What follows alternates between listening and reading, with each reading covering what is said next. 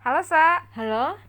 Jadi ngerjain tugas review kesehatan nggak? Oh, jadi dong. Yuk, Lo di mana? di rumah. Oke, gue ke situ ya. Oke, ditunggu ya. Bye. Bye. Hai, aku Sasa, seorang mahasiswi di perguruan tinggi terbaik di negeri ini. Jadi ingat Bapak, orang miskin dilarang sakit, katanya. Tapi bapakku meninggal bukan karena sakitnya atau miskinnya deh kayaknya.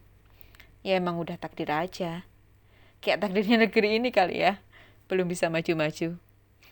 Ngomong apa sih? Kita perlu nge-review tentang kondisi kesehatan di Indonesia nih. Aku udah ngumpulin beberapa sih. Yang pertama terkait capaian indikator di bidang kesehatan. Jadi begini nih. PPM merupakan salah satu indikator yang mengukur keberhasilan negara dalam upaya membangun kualitas hidup manusia. Salah satunya di bidang kesehatan. IPM ini diukur dari 3 dimensi, yaitu tingkat kesehatan, pendidikan, dan penghidupan yang layak. Apabila dilihat dari tahun ke tahun, IPM Indonesia terus menunjukkan perkembangan yang positif nih, Sa. Yang mana di tahun 2019 telah mencapai 71,92%. Nah, indikator yang kedua yaitu IPKM, Indeks Pembangunan Kesehatan Masyarakat. Terdiri dari 30 indikator kesehatan masyarakat yang dikelompokkan ke dalam 7 subindeks, yaitu kesehatan balita, kesehatan reproduksi, pelayanan kesehatan, perilaku kesehatan, penyakit tidak menular, penyakit menular, dan kesehatan lingkungan. Di tahun 2018, rata-rata IPKM Indonesia sebesar 0,34, yang mana ini masih harus terus ditingkatkan karena masih tertinggal dari negara-negara tetangga, Sa. Misalnya, angka kematian ibu melahirkan di Indonesia itu sebesar 117 per 100 ribu kelahiran hidup. Angka ini lebih besar loh dibandingkan Malaysia yang hanya sebesar 29 atau Thailand yang hanya sebesar 37. Bener banget, Ca. Jadi, di balik capaian indikator yang cenderung meningkat itu, permasalahan kesejahteraan kesehatan di Indonesia masih banyak yang harus dicari solusinya. Pertama, dari ketersediaan sumber daya misalnya FKTP atau puskesmas. Dilihat dari ketersediaan puskesmas sebagai vaskes tingkat pertama, kondisi di Indonesia ini masih belum menunjukkan kesejahteraan.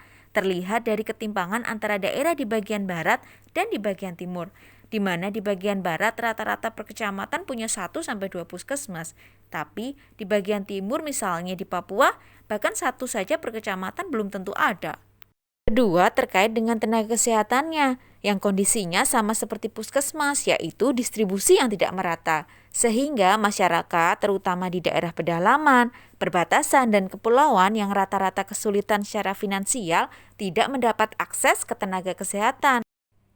Beruntungnya, di tengah keterbatasan fasilitas kesehatan tersebut, masih banyak relawan yang mendirikan fasilitas kesehatan darurat, terutama di daerah-daerah yang jauh dari keterjangkauan, misalnya dokter apung maupun dokter terbang.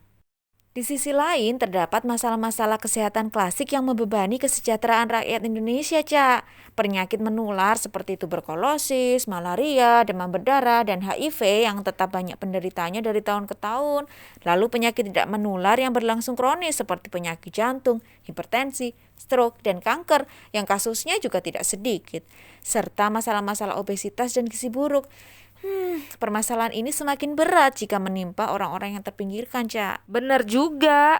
Permasalahan kesehatan di Indonesia memang sepertinya masih jauh dari kata selesai. Tapi bukan berarti pemerintah berpangku tangan dalam problematika ini loh, Sa. Coba kita lihat. Yang paling jelas terkait kebijakan jaminan kesehatan nasional. Ini meningkatkan keterlibatan pemerintah dalam membantu masyarakat miskin menerima layanan kesehatan, sehingga pelayanan ini lebih merata dirasakan oleh seluruh lapisan masyarakat. Implementasi JKN ini misalnya melalui iuran BPJS, di mana pembayaran terkait dengan kemampuan pendapatan masyarakat, penentuan klasifikasi rumah sakit yang gratis dengan BPJS, serta penyediaan obat-obatan generik agar dapat meringankan beban masyarakat. Di sini pemerintah konsisten dalam menganggarkan keperluan kesejahteraan di bidang kesehatan, apalagi di zaman sulit karena pandemi COVID-19 ini loh. APBN tahun 2021 aja, besaran proporsi anggaran kesehatan itu 6,9% dari total APBN belanja. Porsi terbesarnya untuk bantuan iuran BPJS sebesar 48,8 triliun. Pengadaan vaksin COVID-19 sebesar 18 triliun dan bantuan operasional untuk puskesmas sebesar 10,7 triliun. Cuman yang terkait COVID aja nih, ada juga anggaran untuk pengendalian penyakit tuberkulosis, penyediaan obat TB, HIV/AIDS, dan vaksin.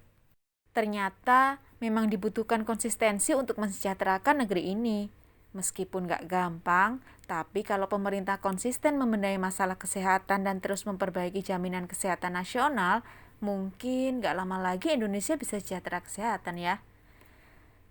Seandainya aku tahu ada jaminan kesehatan nasional ini sejak dulu, mungkin